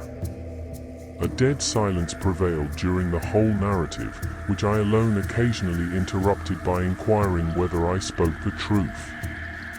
The startled young man confirmed every particular, and even, what I had scarcely expected, the last mentioned. Touched by his candor, I shook hands with him and said no more. He is, probably, still living. Future time psychomancy, as the term itself indicates, is the name given to that class of phenomena in which one is able to sense the astral plane impression of coming events, the psychic shadows thrown before by coming events.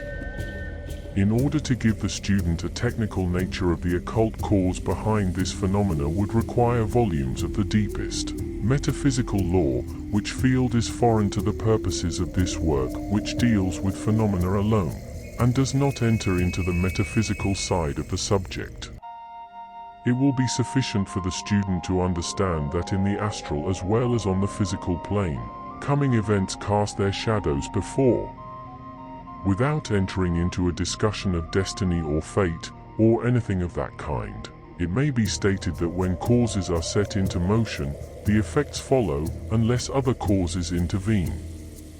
In some cases certain effects have been averted by reason of the previous vision. In such cases the other causes intervened, which showed that the matter was not wholly cut and dried. It is like a man walking toward a precipice. He will walk over unless he is warned in some way. He is not fated to walk over, but over he will go, unless warned and prevented. Do you see what we mean?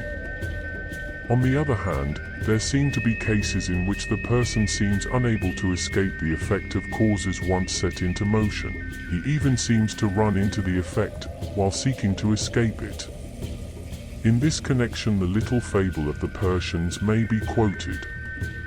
The story goes that a friend was with Solomon when the angel of death entered and gazed at him fixedly. Upon learning who the strange visitor was, the friend said to Solomon, "Pray transport me on thy magic carpet to Damascus, that I may escape this dread messenger."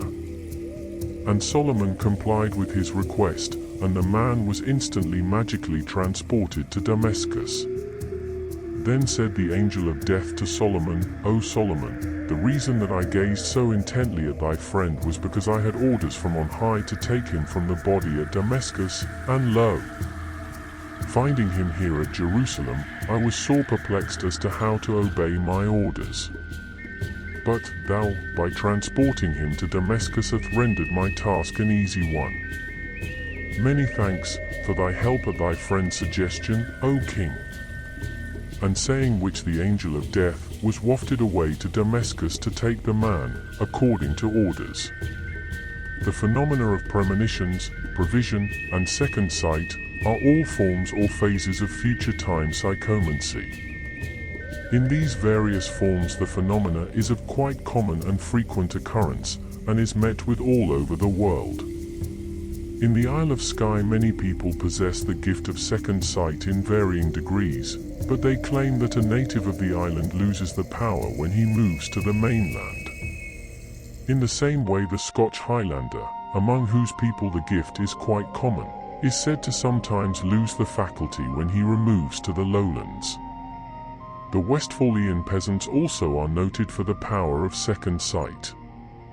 An instance of this phase of the phenomena, well known in England, is that connected with the assassination of Mr. Percival in the lobby of the House of Commons. This deed was foreseen by John Williams, a Cornish mine manager, some 9 days before its actual occurrence, the vision being perfect down to the most minute details. Williams had the vision 3 times in succession. He saw a small man, dressed in a blue coat and white waistcoat, enter the lobby of the House of Commons, when another person, dressed in a snuff-colored coat, stepped forward and, drawing a pistol from an inside pocket, fired at and shot the little man, the bullet lodging in the left breast. He seemed to ask some bystander who was the victim, and he received the reply that it was Mr. Percival, the Chancellor of the Exchequer. Williams was so much wrought up over the vision that he seriously contemplated going to London to warn the victim, but his friends, to whom he told the story, ridiculed him and persuaded him not to go on a fool's errand. A few days later, the news was received of the assassination of Mr. Percival in precisely the manner indicated by the vision. George Fox the Quaker experienced the impression of a waft of death about Cromwell when he met him riding at Hampton Court, shortly before his fatal illness. Fox also foretold the expulsion of the Rump Parliament, the restoration of Charles II, and the fire of London. Caesar's wife had a warning of her husband's death. The Bible is filled with similar instances. We will conclude this lesson with a recital of the wonderful instance of Cazot, whose prediction, and its literal fulfillment, are now matters of French history. La Hoppe tells the story as follows. It appears but as yesterday, and yet, nevertheless, it was at the beginning of the year 1788. We were dining with one of our brethren at the Academy, a man of considerable wealth and genius.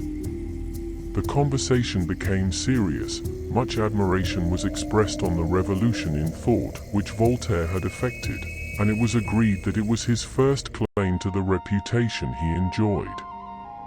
We concluded that the revolution must soon be consummated, that it was indispensable that superstition and fanaticism should give place to philosophy, and we began to calculate the probability of the period when this should be, and which of the present company should live to see it. The oldest complained that they could scarcely flatter themselves with the hope. The younger rejoiced that they might entertain this very probable expectation, and they congratulated the Academy especially for having prepared this great work, and for having been the great rallying point, the center, and the prime mover of the liberty of thought. One only of the guests had not taken part in all the joyousness of this conversation, and had even gently and cheerfully checked our splendid enthusiasm. This was Cazot, an amiable and original man, but unhappily infatuated with the reveries of the Illuminati. He spoke, and with the most serious tone. "Gentlemen," said he, "be satisfied, you will all see this great and sublime revolution, which you so much desire. You know that I am a little inclined to prophesy. I repeat, you will see it." He was answered by the common rejoinder, "One need not be a conjurer to see that." "Be it so, but perhaps one must be a little more than conjurer for what remains for me to tell you. Do you know what will be the consequence of this revolution? What will be the consequence to all of you? And what will be the immediate result, the well-established effect, the thoroughly recognized consequence to all of you who are here present?" "Ah," said Condorcet, with his insolent and half-suppressed smile, "let us hear. A philosopher is not sorry to encounter a prophet. You, Monsieur de Condorcet, you will yield up your last breath on the floor of a dungeon. You will die from poison, which you will have taken, in order to escape from execution, from poison which the happiness of that time will oblige you to carry about your person. Monsieur de Chamfort, you will open your veins with 22 cuts of a razor, and yet you will not die until some months afterward." They looked at each other, and laughed again. "You, Monsieur Vic d'Azir, you will not open your own veins, but you will cause yourself to be bled 6 times in one day, during a paroxysm of the gout, in order to make more sure of your end, and you will die in the night. You, Monsieur de Nicolai, you will die upon the scaffold, you, Monsieur Bailly, on the scaffold, you, Monsieur de Malesherbes, on the scaffold." "Ah! God be thanked," exclaimed Raucher, "and what have I?" "You also will die upon the scaffold." "Yes," replied Chamfort, "but when will all this happen?" "6 years will not pass over before all that I have said to you shall be accomplished.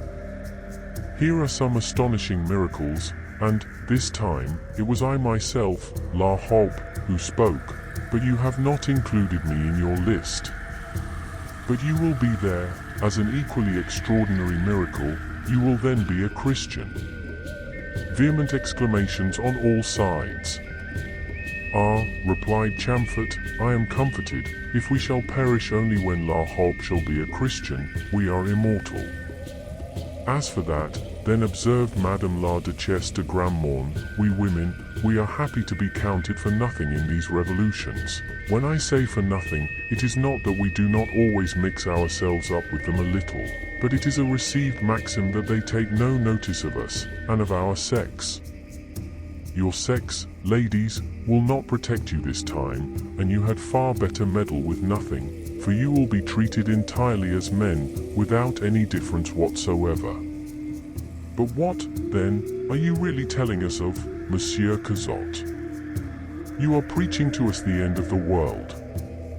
"I know nothing on this subject, but what I do know is, that you, Madame la Duchesse, will be conducted to the scaffold, you and many other ladies with you, in the cart of the executioner, and with your hands tied behind your backs."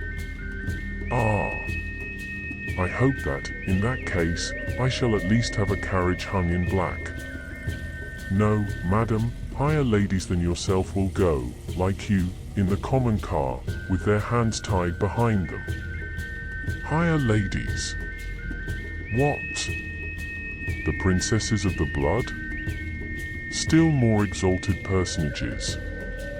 Here a sensible emotion pervaded the whole company, and the countenance of the host was dark and lowering. They began to feel that the joke was become too serious.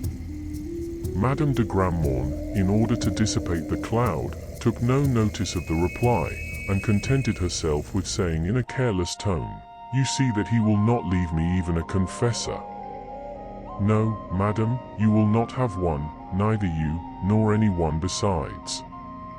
The last victim to whom this favor will be afforded will be—" He stopped for a moment. "Well, who then will be the happy mortal to whom this prerogative will be given? 'Tis the only one which he will have then retained, and that will be the King of France." The amazing sequel to this historical prediction is that it was verified in every detail, as all students of the French Revolution know, and all within the 6 years, as Cazot foretold. The student will have noted that in many cases mentioned in these lessons, the psychomantic vision manifested during physical sleep.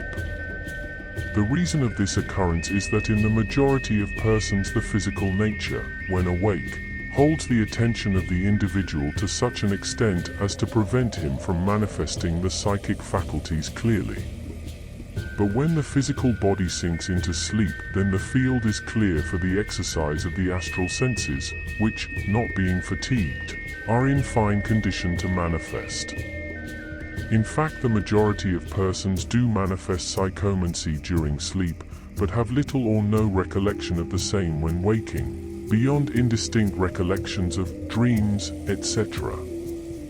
Still, many of you who read these lines will have a more or less clear remembrance of certain dreams, in which you seem to visit other places, scenes, lands, countries, etc., seeing strange faces, landscapes, etc., and upon awakening were somewhat annoyed at having been brought back from your pleasant travels.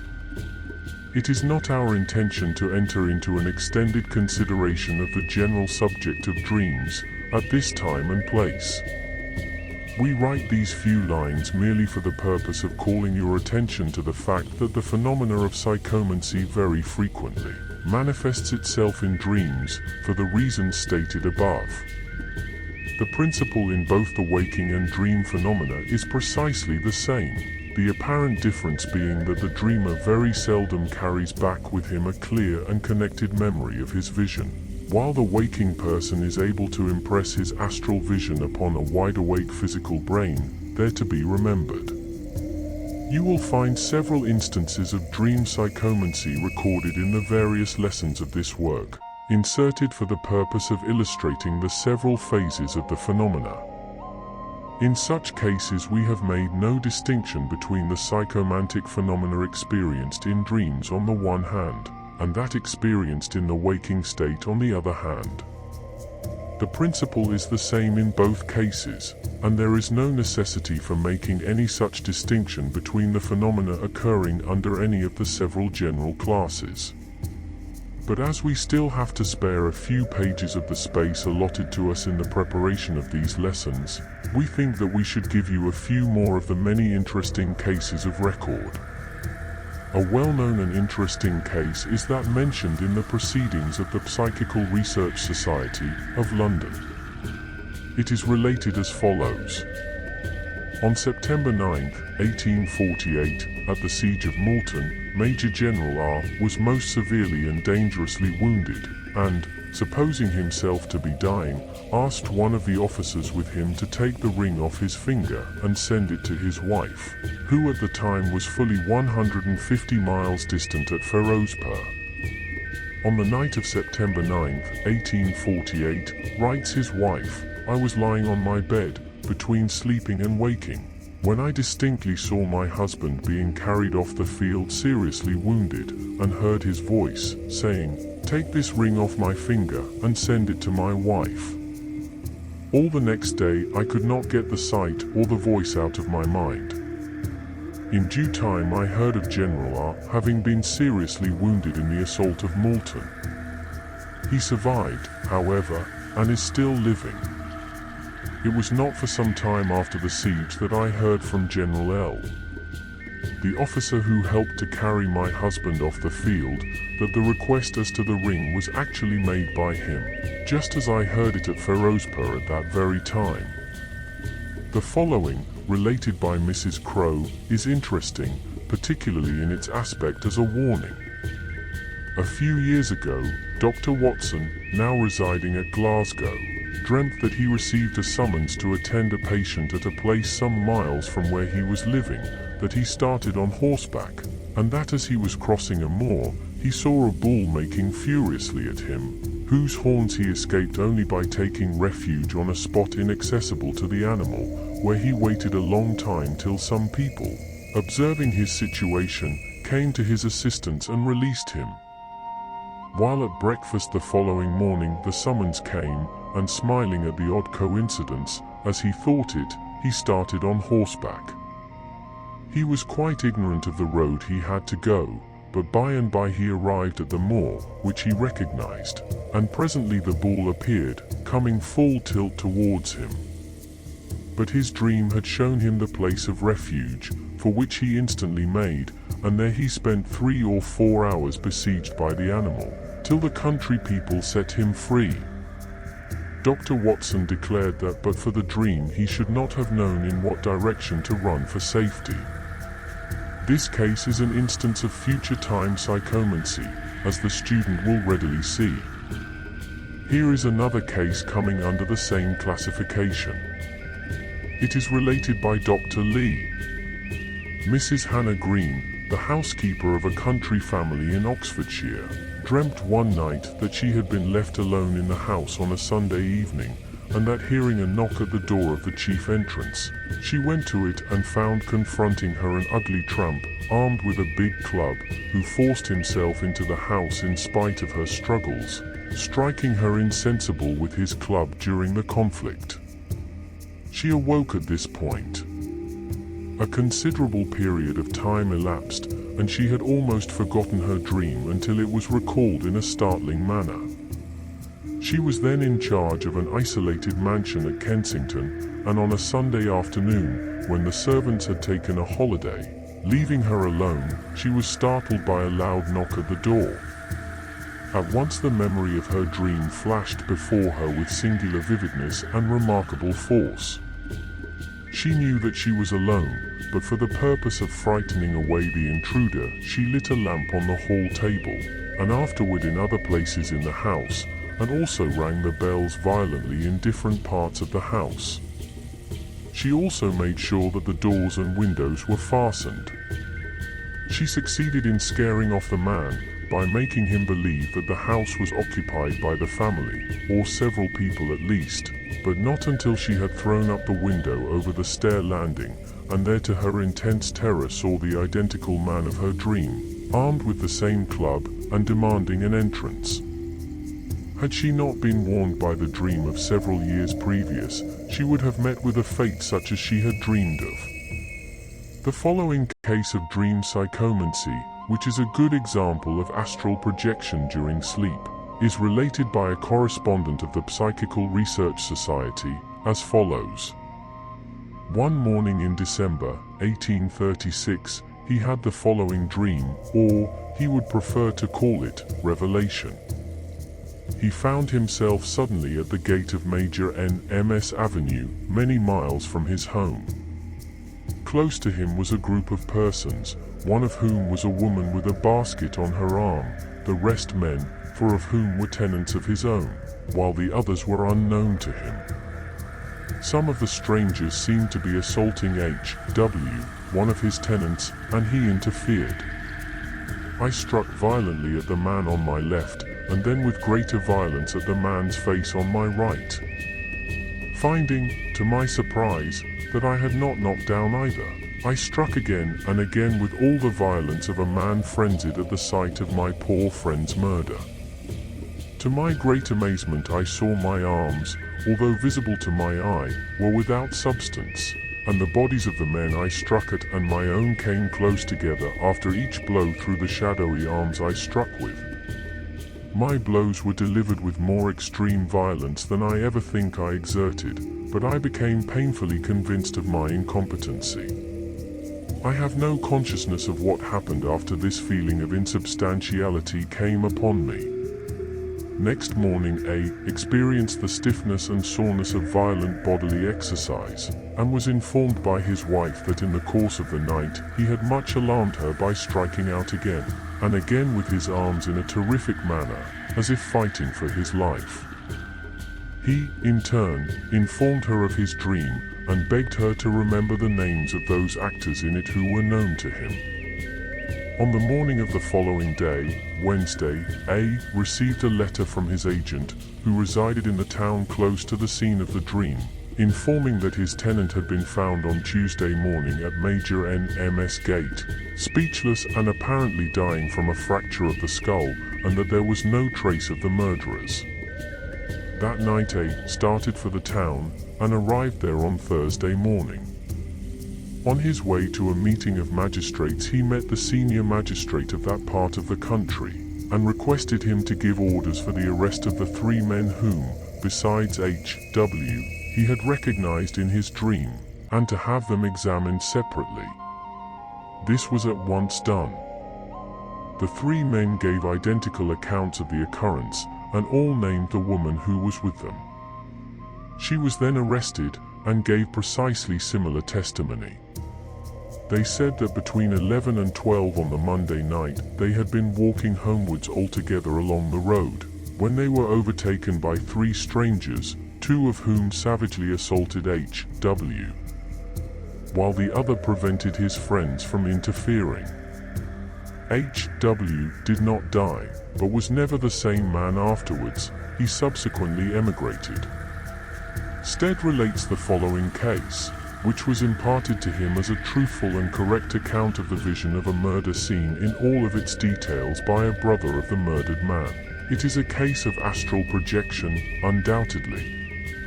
St. Eglows is situated about 10 miles from the Atlantic, and not quite so far from the old market town of Trebedwina.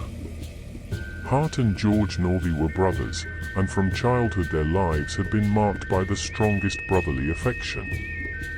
Hart and George Northey had never been separated from their birth until George became a sailor, Hart meantime joining his father in business.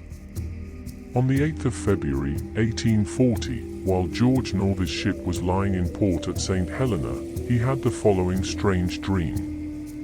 Last night I dreamt my brother was at Trebedwina market, and that I was with him, quite close by his side, during the whole of the market transactions. Although I could see and hear everything which passed around me, I felt sure that it was not my bodily presence which thus accompanied him, but my shadow, or rather my spiritual presence, for he seemed quite unconscious that I was near him. I felt that my being thus present in this strange way betokened some hidden danger which he was destined to meet, and which I knew my presence could not avert, for I could not speak to warn him of his peril. The brother, having collected considerable money, then started on his ride homeward. The story then continues. My terror gradually increased as Hart approached the hamlet of Polkero, until I was in a perfect frenzy, frantically desirous, yet unable, to warn my brother in some way and prevent him going further. I suddenly became aware of two dark shadows thrown across the road. I felt my brother's hour had come, and I was powerless to aid him. Two men appeared, whom I instantly recognized as notorious poachers, who lived in a lonely wood near St. Eglows. The men wished him good night, maester, civilly enough. He replied, and entered into conversation with them about some work he had promised them. After a few minutes, they asked him for some money. The elder of the two brothers, who was standing near the horse's head, said, "Mr. Northey, we know you have just come from Trebedwina market with plenty of money in your pockets. We are desperate men, and you bean't going to leave this place until we've got that money, so hand it over." My brother made no reply, except to slash at him with the whip and spur the horse at him. The younger of the ruffians instantly drew a pistol and fired. Hart dropped lifeless from the saddle, and one of the villains held him by the throat with a grip of iron for some minutes, as though to make assurance doubly sure, and crush out any particle of life my poor brother might have left. The murderers secured the horse to a tree in the orchard, and, having rifled the corpse, they dragged it up the stream, concealing it under the overhanging banks of the watercourse. They then carefully covered over all marks of blood on the road, and hid the pistol in the thatch of a disused hut close to the roadside. Then, setting the horse free to gallop home alone, they decamped across the country to their own cottage. The vessel left St. Helena the next day, and reached Plymouth in due course. George Northey had during the whole of the voyage home, never altered his conviction that Hart had been killed as he had dreamt, and that retribution was by his means to fall on the murderers. The sequel shows that the murder was actually committed in precisely the manner in which it had appeared to the brother in the dream. The crime aroused universal horror and indignation, and every effort was made to discover the murderers and bring them to justice. two brothers named Heightwood were suspected, and a search of their cottage revealed blood-stained garments, but no trace of the pistol was to be found, although the younger brother admitted having had one and lost it. The story continues. Both brothers were arrested and brought before the magistrates. The evidence against them was certainly not strong, but their manner seemed that of guilty men. They were ordered to take their trial at the forthcoming assizes at Trebedwina. They each confessed in the hope of saving their lives, and both were sentenced to be hanged. There was, however, some doubt about the pistol. Before the execution, George Northey arrived from St. Helena, and declared that the pistol was in the thatch of the old cottage close by the place where they murdered Hart Northey, and where they hid it. "How did you know?" he was asked. George Northey replied, "I saw the foul deed committed in a dream I had the night of the murder, when at St. Helena." A pistol was found, as George Northey had predicted, in the thatch of the ruined cottage.